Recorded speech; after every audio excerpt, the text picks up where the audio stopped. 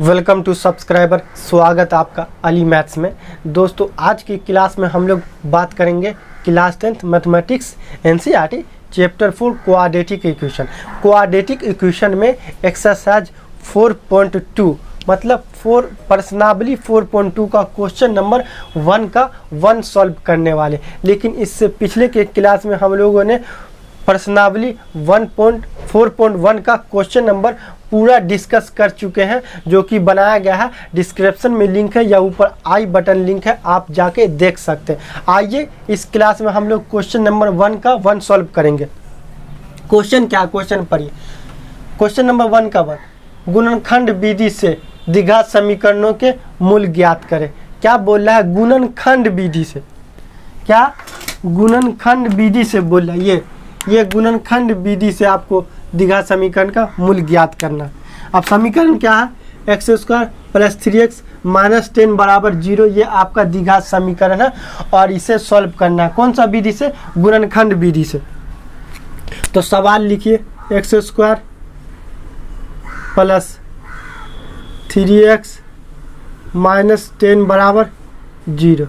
ये सवाल लिख लिया। अब इसमें कुछ पॉइंट आपको याद रखना पड़ेगा। पॉइंट क्या है कि देखिए, x² का गुणांक कोई भी रहेगा, यहाँ पे कुछ नहीं है तो 1 है। x² का गुणांक को लास्ट वाले अचर पद से गुणा करना, मतलब x² के गुणांक को इससे गुणा करना, पहला स्टेप। गुणा करना है और गुणनखंड के रूप में लिखना। क्या बोला? गुणनखंड के रूप में लिखना। तो 1 × 10 कितना होता? 1 × 10 = 10। ये हो गया। आपको गुणनखंड गुणा करके गुणनखंड के रूप में लिखना, तो इसको गुणनखंड करना। तो बोल रहा गुणनखंड विधि से, इसीलिए इसको गुणनखंड करना। तो 10 को जब गुणनखंड किए तो 2 × 2 × 5 आया, 2 और 5 गुणनखंड आ गया। अब गौर से देखने वाली बात है यहाँ पे। अब गुणनखंड को इस तरह सजाना है। अब गुणनखंड को आप इस तरह सजाइए गुणनखंड को कि जोड़ने घटाने पे बीच वाला टर्म आनी चाहिए। क्या बोले?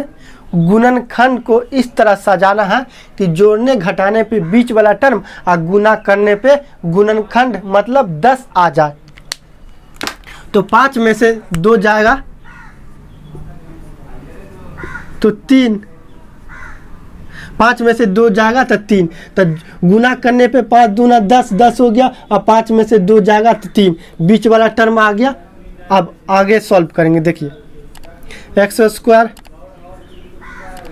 और 2 - 2x प्लस 5x और -10 = 0। यहाँ तक बाबू कोई दिक्कत? पहला देखिए, फर्स्ट और लास्ट को गुना करेंगे और गुणनखंड के रूप में इस तरह लिखेंगे कि जोड़ने घटाने पे बीच वाला टर्म आए और गुना करने पे गुणनखंड आ जाए। पहला स्टेप कंप्लीट। अब क्या करिए, दूसरा स्टेप देखिए। दोनों में कॉमन क्या है? दोनों में कॉमन क्या है? x कॉमन है। x कॉमन तो x लिखिए।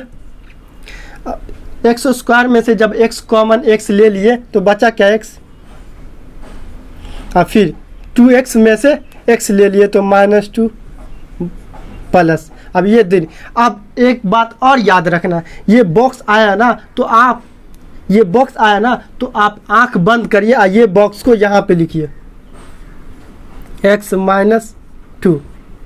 अब यहाँ देखिए, ये 5 बचा, 5 को उतार लीजिए और 5 दूना 10 = 0। यहाँ तक आपको कोई दिक्कत? यहाँ तक कोई दिक्कत नहीं। अब देखिए, गौर से देखिएगा सभी में सभी में आप गौर से देखिएगा।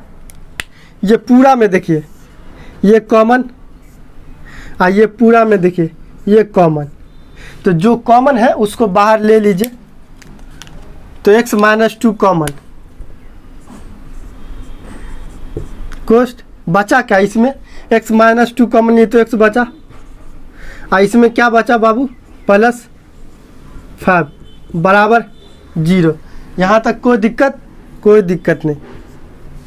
आगे देखिए, x माइनस 2 x प्लस 5 बराबर 0। इसका मतलब ये दोनों गुना होके 0 आया, तो इसका मतलब ये 0 होगा या फिर ये 0 होगा। एक काम करिए ना, दोनों को 0 के बराबर कर दीजिए।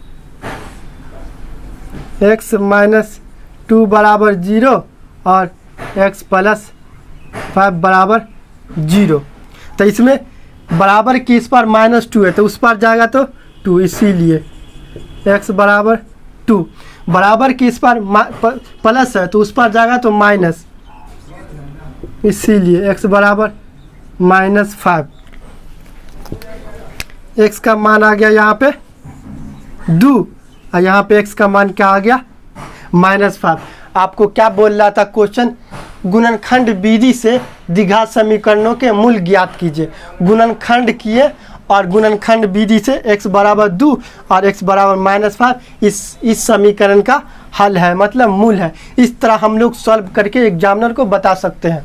दोस्तों यह वीडियो कैसा लगा कमेंट में हमें बताइए। अगर आप मेरे चैनल पे नए हैं तो प्लीज़ सब्सक्राइब करके बेल आइकन घंटी दबा दें ताकि हमारी नई वीडियो का नोटिफिकेशन सबसे पहले आप तक पहुंच सके।